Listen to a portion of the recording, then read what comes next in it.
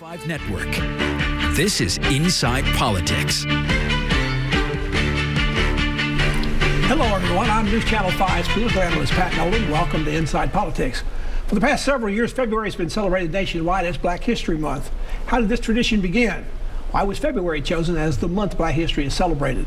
This year's Black History Month observance comes in the wake of controversy over how or even if the history of African Americans should be taught and had been taught in this country.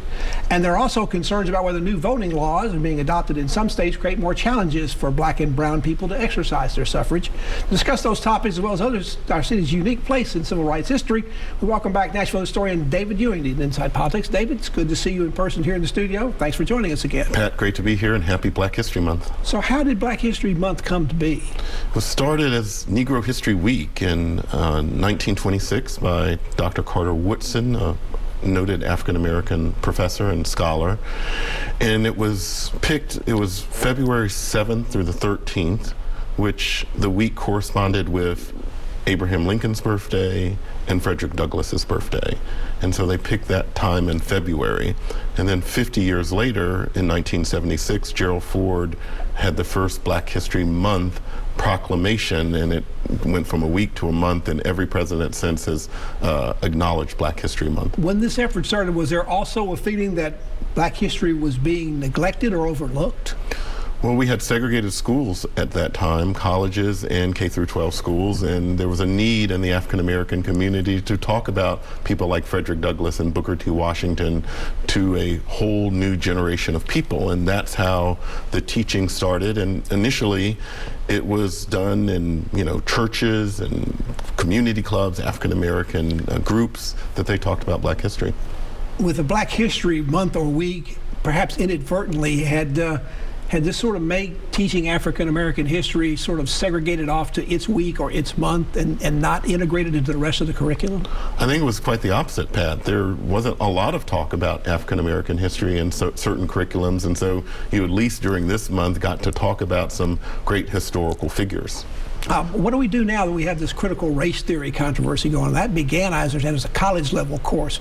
The people who are concerned about that, what are they concerned about and what are they trying to accomplish by not allowing that to be taught at all? Well, history is just a complicated thing to teach. We should teach all history from all perspective. I think, it's kind of a political buzzword right now to say certain types of history shouldn't be taught, slavery and other things, because it's kind of difficult for certain people of a certain age. But that's part of our country's history and our state's history, and we just need to teach everything. Can you teach American history without going into slavery, without going into race, without going into racism? Yeah, I don't understand how you can teach American history without talking about slavery, the Civil War, segregation, because that all kind of was the foundation of kind of where we are today.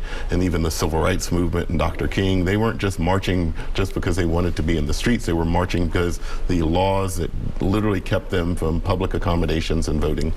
With all this controversy over critical race theory and other things we'll talk about, are you concerned that teachers and educators are going to sort of feel like they have to teach sort of the greatest hits during African American History Week and not get into really teaching the entire history of African Americans in this country and what that means to our overall history?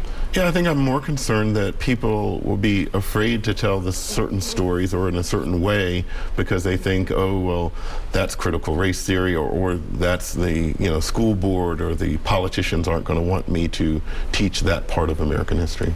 At the same time, there's a controversy of this critical race. There's a broader effort to remove schools from some school libraries and from some of the reading lists in some of the schools. Well, there's been one effort down in McMinn County here in Tennessee that focuses on taking a Pulitzer Prize winning book and it's about the Holocaust, but taking it out of the curriculum for some people, I think in junior high, to read on their reading list. As a historian, does that concern you when you start seeing these kind of efforts to don't use that book?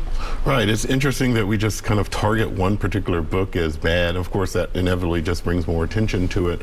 But what's interesting in the world today of, the World Wide Web and the internet and just access, if you say you can't read this book, kids have access to everything online. The particular book has gone all right back up on the bestseller list. After people hear this being banned, people automatically say, I'd like to go read that book. What is it?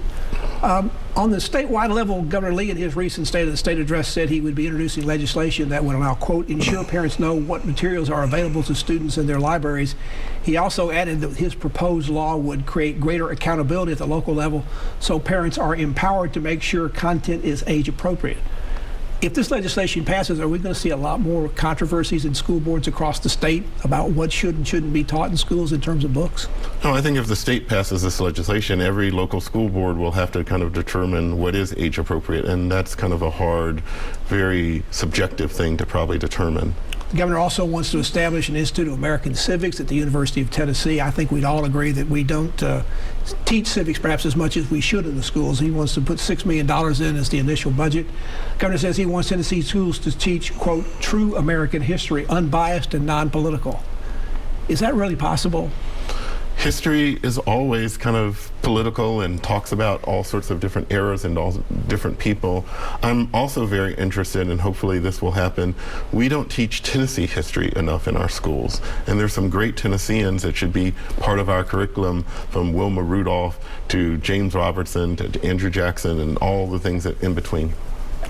We're here on Inside Politics with Nashville historian David Ewing, back to talk about Black History Month after you watch these messages. This is a Storm 5 weather update. For weather on the go, download the Storm Shield app. Hi, everyone. I'm News Channel 5 senior meteorologist Leland Statham. Clouds increasing this afternoon, mild and breezy. Look at the current wind speeds now. At times, though, those gusts may get over 30 to 35 miles per hour this afternoon.